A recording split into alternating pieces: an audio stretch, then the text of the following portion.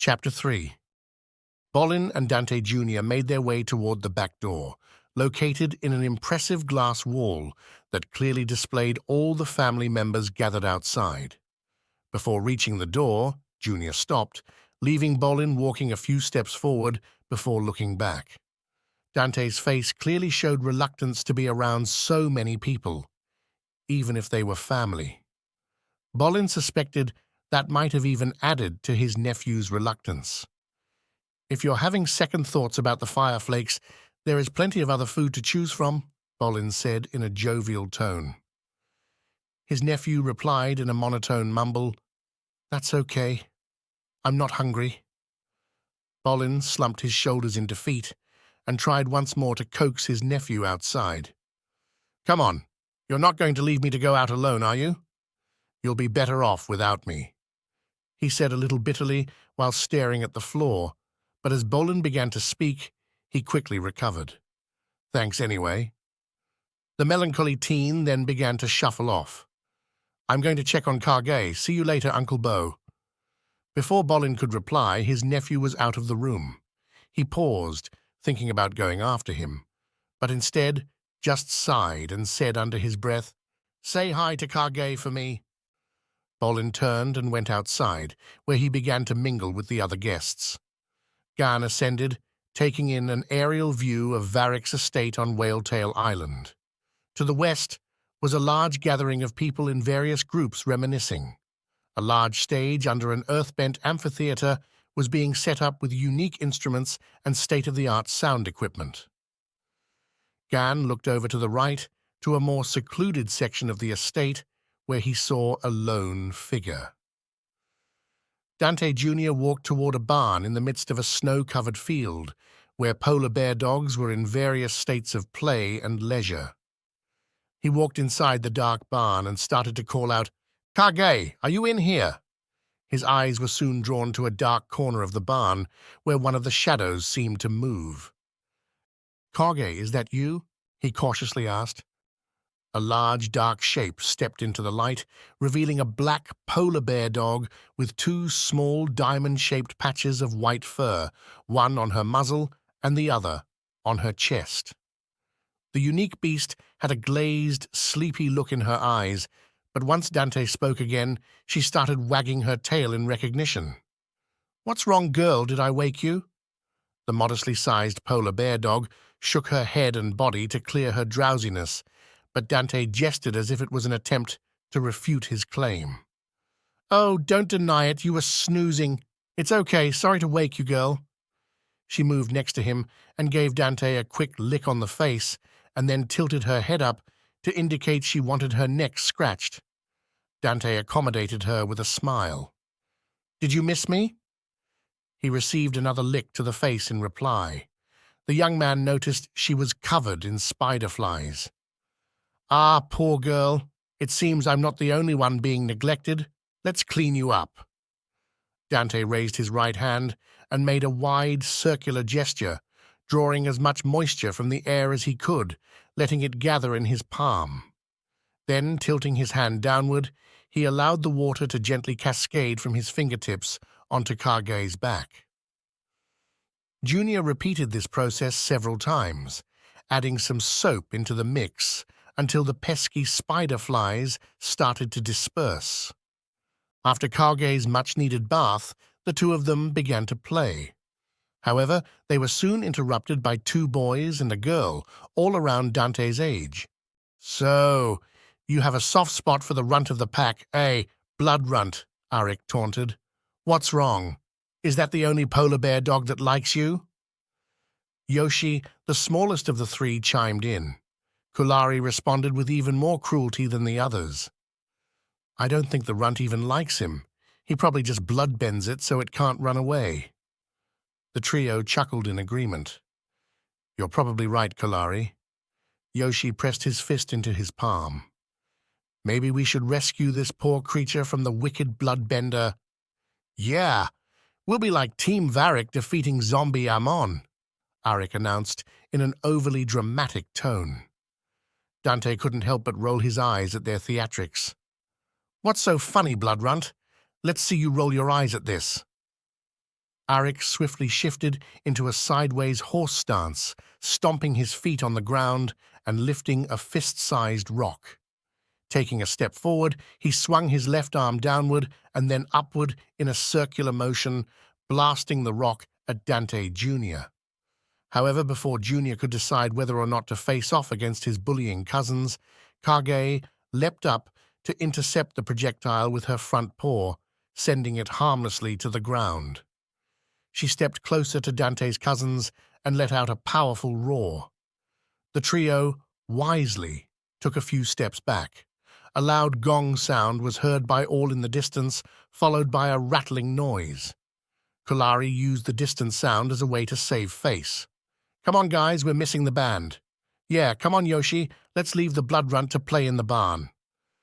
As the troublemaking trio walked away, Dante patted Kage's head in gratitude for stopping the confrontation from escalating. She emitted a low whimper and affectionately rubbed her muzzle against Dante's head.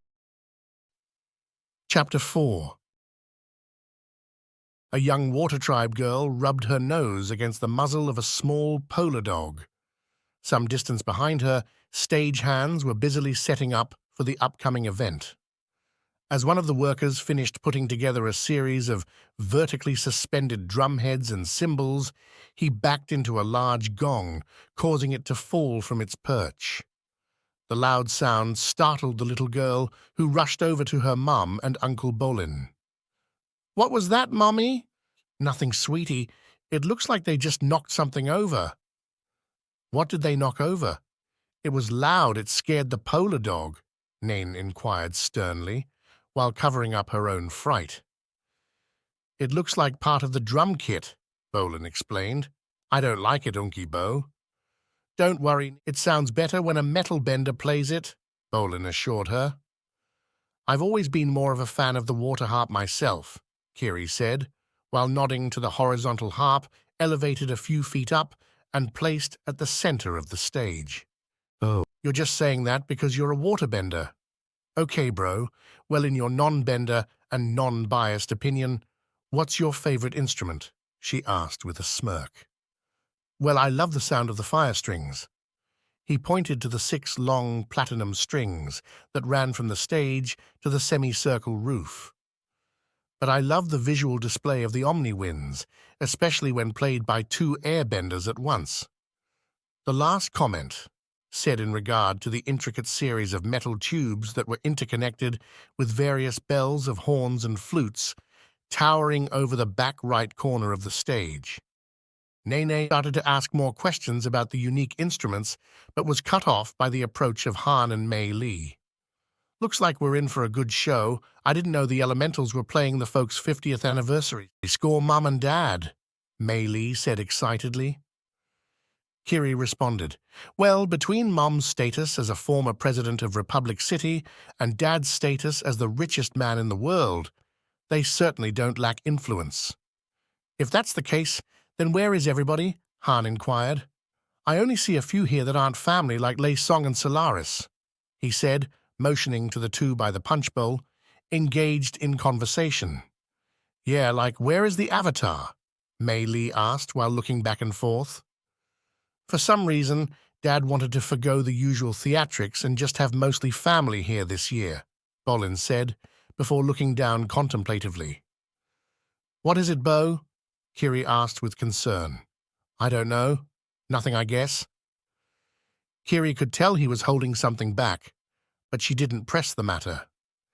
Instead, she looked back to Lei Song and Solaris and saw an opportunity to use her special brand of levity to cheer her brother up. "Hey, watch this," she said, looking toward the unsuspecting duo. Solaris was talking to Lei Song, who, with his back to the bowl, was nodding attentively to Solaris's words. Kiri started bending the water from the punch bowl up slowly into a long, sinewy neck that formed a head resembling Dr. Lei Song. The waterhead, already having gotten Dr. Solaris's subtle attention, started to bobble up and down much like Lei Song was doing. Solaris was trying her best to keep from laughing, but eventually caved to the sound of Nene's infectious laughter, and the jig was up. Dr. Lei Song turned around to be greeted face-to-face by his watery doppelganger, and more laughter erupted. After recovering from his initial startle, he collected his poise, picked up an empty cup, and filled it from the face of his liquid look-alike, causing it to ripple and slowly drip back into its semi-circle source. Afterward, he nodded to Kiri and raised his cup as if toasting the well-played gag. Lei Song turned back to his conversation, only to glance over his shoulder before escorting his colleague a few paces away from the punch bowl. Nene, still recovering from her laughter, was tugging on her mom's dress to ask her something when she was again interrupted, this time by the approach of her cousins. Arik injected himself into the conversation. "Hey, what gives? We thought the band had started." "Yeah, we could have sworn we heard drums." Kalari pressed further. "That was just a stagehand knocking over part of the drums," Han responded. "Ha! You let that runt get away for nothing." Yoshi immediately caught his slip, even before Arik and Kalari shot him harsh looks. "And what runt is that, son?" Han asked, looking toward Arik, who began staggering. "Ugh, we caught Dante Jr. bloodbending one of the polar bear dogs," Kulari exclaimed, loud enough to get reactions from some of the people nearby, while causing little Nene to gasp in shock. Bolin saw past the obvious lie, but before he could ask the logical follow-up questions to get the trio to admit the truth, Mei Li took it at face value.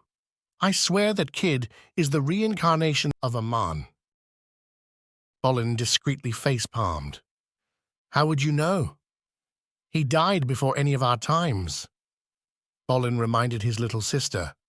"Well, after finding out we have a bloodbender in the family, I decided to read about him. But if you ask me, the kid is even worse than him. I mean, I don't think a man ever killed anyone." Despite not being a bender, Bolin looked as if he was about to breathe fire, but any attempt to do so was stopped by the timely approach of Dr. Lei Song. "I'm sorry for the interruption, but I felt the elevated heart rates over here might threaten to knock over the punch bowl, and I am partial to watermelon mango," he said with a playful smirk in an attempt to de-escalate the tensions that he truly felt. Kiri attempted to take advantage of the doctor's unique abilities. "Not at all, Lei Song. In fact, you might be just the person to help us solve a dispute." "Oh, not as a doctor, I take it. I mean, there are plenty of those to go around," he said, motioning to a few others and Kiri herself. "No, you're right. I was thinking more of a truth-seer," she said, while turning to the now visibly shaken trio. "Oh, I see," he said with a raised eyebrow and a smirk of amusement. "Would one of you like to tell Dr. Lei Song what you saw?" Kiri asked the trio of teens. None of the kids looked eager to tell the truth, seer their story, and the longer they hesitated, the more obvious the reason why became. Han grabbed his son's hand and led him away. "I think we need to talk, son." Bolin addressed Kulari and Yoshi. "I think you two should find your mum and worry less about what your cousin is doing." Kulari nudged her little brother to follow her, and the two walked away toward Umi. "Well, thank you for settling that ridiculous dispute," he said, looking to Lei Song. Then he addressed Mei Li and added, "And I hope you won't be so quick to judge next time, little sis." "Whatever, the kid still has problems," she said, while flinging her hair and walking away. Nene tugged on Kiri's dress. "Mom, where are Grandma and Grandpa?" "I don't know, honey. They should be here." The last comment addressed more to her brother than her daughter. "Yeah, maybe you should track down our esteemed hosts," Bolin urged his younger sister. Kiri reached hold of her daughter's hand. "Come on, sweetie, let's go find 'em." "Can the polar dog come too?" "No, sweetie, he stays here." "But, Mom," she started to pout until Bolin interjected. "Don't worry, it's okay, I'll watch him. You just make sure Grandma and Grandpa aren't late to their own anniversary." The little girl smiled as her mom led her away. "Okay, we'll go find the couple of the hour," Kiri declared before heading inside Varric's large estate. Once the two men were alone, Bolin thanked him again for his help. Lesong paused as if wanting to ask something, but instead just replied, "My pleasure." Almost as an afterthought, Bolin turned to him once more. "Actually, there is one more thing you can help with." Chapter 5. Corna paced up the hallway leading to her grandfather's main office. When she got close to the door, she reached out to knock, but stopped short when she heard her mum's agitated voice from inside. "You can't be serious. Are you serious about reassuring your investors? Because showing them X-ray bending isn't going to do it," Varric responded sternly. She heard her mother start to protest again, only to be cut off by Varric's continual beratement. Corna leaned close to the door as the two continued their heated discussion. "You took 3 technologies that by themselves have remarkable capabilities for both healing and preemptive treatment, and you spent, I don't want to know how much, on combining them into one expensive unit to help just one person." "She's not just one person, Dad," Varys responded matter-of-factly. "I know. Help her, and you help us all," he said with a bit of sarcasm in his voice before going on to add, "If this neuro lens of yours has a use for only one person, then get her to explain it to your investors. Otherwise—" Varric was interrupted as the doors swung open and Kana quickly stepped into the room, looking at her mother as if she was going to challenge her to an Agni Kai or the waterbender equivalent. "You didn't even tell him," Kauna shouted. Varys started to get upset over her daughter's rude intrusion, but her anger soon turned to concern as Kauna staggered into the side of a desk, hitting her knee against its hard frame. She winced in pain, but oddly rubbed the back of her head as if it were the source of her discomfort. Varys brought a chair over to her daughter, urging her to sit. Kauna complied, while looking up at her mother with imploring eyes, repeating her question in a pained voice. "You didn't even tell him." Varric ignored her all-too-common accident and asked, "Tell me what?" Varys and her daughter stared at each other as if having a silent argument. However, as Kauna's resolve seemed to swell, her own began to falter. Varys looked down and replied in a defeated whisper, "Your granddaughter believes the neurolens can be used to help awaken dormant bending genes in non-benders." "What? Now we're talking." After his initial glee, Varric gave his daughter a slightly disapproving look. "You know, if you really wanted my advice, you should have led with that." Kauna started to speak, but this time it was her turn to be cut off by her domineering grandfather. "Once you've recovered from your brush with the desk, I want you to continue your research, and I want you to give her access to everything she needs." The latter part was directed at Varys, who began to protest. "I thought Varric Farmer was my baby." "Well, the mouth of your baby is still clamped firmly on the teat of Varric Industries, and as long as the future of our 2 companies are tied together, I will have a say in both." Varric began coughing, until eventually he needed to brace himself against the mantle of the fireplace. Connor attempted to uncharacteristically come to his aid, but was waved away. Undeterred, though, she limped to the water fountain to get her grandfather a cup of water that he reluctantly accepted. After a small sip, he calmed down and continued. "Just as Varric Industries is the legacy I leave to my children, so too can Varric Pharmaceuticals be the legacy you leave to your children." He paused to look at his granddaughter and then back to his daughter before finishing. "But do what you want. Present your benevolent intentions to your investors. However, if your benevolence is met with indifference, I want you to pursue her ambitions for the sake of your legacy." Kauna swelled with satisfaction as she and her mum exchanged looks before Varys returned her gaze back to her father and nodded her agreement. Kiri cleared her throat as she, Ju Li, and little Nai Nai walked through the open doors. I think we're about to get started if you three are done here, she asked in a cautious tone. Yeah, I'd say so, exclaimed Kana with a newfound sense of purpose. She confidently walked to the door and whispered to her grandmother as she passed by. Thanks for the advice. Julie slumped her shoulders while shaking her head at the fact that she didn't take the latter half of her advice. Varric, having recovered from his earlier coughing fit, went back to his normal bombastic self. Absolutely. Let's get this party started. Chapter 6.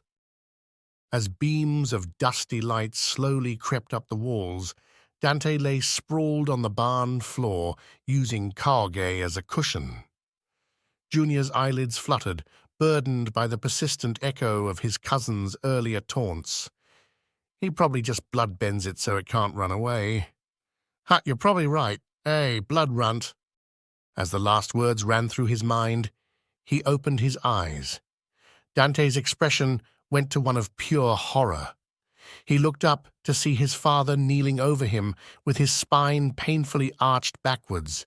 Bruises manifested on his skin as Dante Sr. grunted in pain. The head of the ghostly aberration slowly looked toward him with the black orbs of its bleeding eyes. His father pointed an accusatory finger at him shortly before his heart burst. Blood splattered on the face of the frightened young man as his father fell upon him, closer and closer. Dante Jr. sprang up. He reached up to wipe the blood from his face, or rather, the wet snow that dripped through the cracks of the roof. Kage gave him a concerned look, but then stopped to gaze at the door shortly before Lei Song opened it. Bolin told me I could find you here. I hope I'm not intruding, he said, while taking a few steps inside the barn. The residual shock from his daydream started to fade. No, I didn't mean to fall asleep anyway. I came to tell you the party is about to start. Junior stood up and brushed the dirt off his clothes. Yeah, I'm not sure if I should go. Lei Song calmly reassured him. If you're worried about your cousins, don't be. Your Aunt Kiri took care of them. What does that mean? It means they won't bother you. Maybe while we're here, but wait till we get back north. Junior scoffed. Lei Song switched the topic. You know, Kage's appearance is quite unique for a polar bear dog. Dante Jr. smiled while gently petting Kage. Yeah, she didn't go through the process of ontogenetic color change like most of her species. That's why she looks the way she does. Lei Song raised an eyebrow, impressed by Junior's knowledge. You seem to have a good understanding of the process. Not many people know about ontogenetics. Well, I spent a lot of time with Kage as a kid when I lived in the southern tribe. Anyway, I started wondering why she looked different from other polar bear dogs. So I read up on it and learned about the factors that trigger the change in color. From what I gathered, it seems Kage, being the runt of the pack, didn't get the vitamins and nutrients she needed to complete the process. The young man rubbed the head of the unique animal sympathetically. Lei Song knew that Junior empathized with Kage and probably thought of himself as a black polar bear dog. He thought of pressing the subject, but decided to change it altogether. I heard this band is supposed to be pretty good. Yeah, but they are just playing a few of Grandma and Grandpa's favorite songs, you know, oldies, the young man said, while rolling his eyes. Lei Song let out a brief laugh and then replied, Well, I for one look forward to hearing an oldie played with a modern touch.